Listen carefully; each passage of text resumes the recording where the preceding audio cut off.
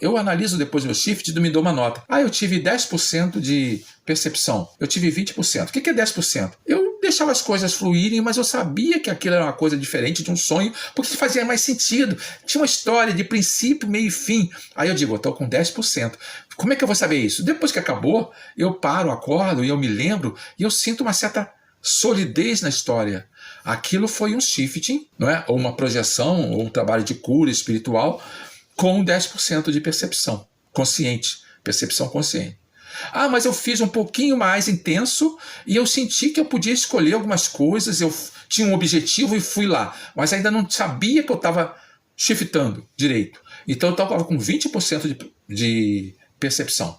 Ah, eu sabia que eu estava shiftando, mas eu não tinha muito uma noção de quem eu era, por que era o que eu estava fazendo, eu não me lembro de nada de quando começou, eu não sei como acabou, de repente eu tenho esse flash na minha mente da experiência fazendo uma coisa assim organizada. Aí eu tinha uns 30% de percepção.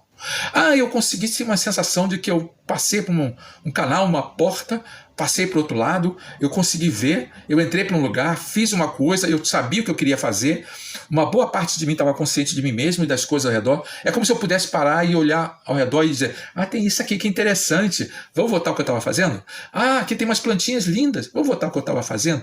Essa percepção de paisagem em vez de visão binocular, a partir de 40% eu percebo.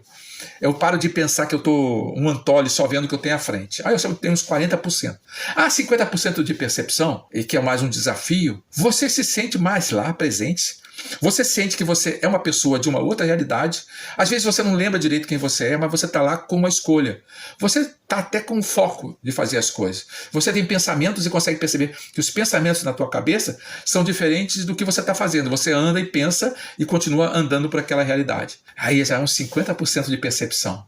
60% de percepção, você sabe quem você é, você lembra bem da sua realidade anterior, você lembra bem o que você está fazendo isso, mas ainda não tem totalmente escolha, você está meio guiado, é como se você estivesse um trenzinho, você não pode sair muito daquele roteiro, mas você sabe o que está fazendo. 70% de percepção, você está muito, muito consciente, mas você tem uma névoa um pouco na sua mente, você só pode pensar algumas coisas, mas você sabe quem é e o que está fazendo. 80% de percepção, eu já consegui 80% em raras experiências.